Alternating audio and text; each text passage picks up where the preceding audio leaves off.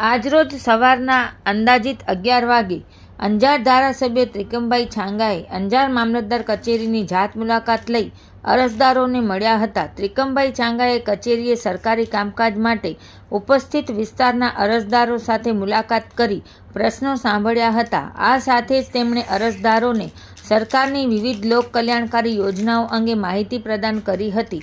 લોકોને તેમના પડતર પ્રશ્નો અંગે જરૂરી માર્ગદર્શન પણ આપ્યું હતું. અરજદારો સાથે મુલાકાત કરી તેમના પ્રશ્નો જાણ્યા બાદ ધારાસભ્ય ત્રિકમભાઈ છાંગાએ અંજાર મામલતદાર અને કચેરીના વિવિધ વિભાગોના અધિકારી અને કર્મચારી ગણ સાથે મુલાકાત કરી હતી. ધારાસભ્યએ અરજદારોને કનડતા પ્રશ્નોને વાચા આપી સત્વરે તેના ઉકેલ માટે અધિકારીગણને સૂચન કર્યું હતું.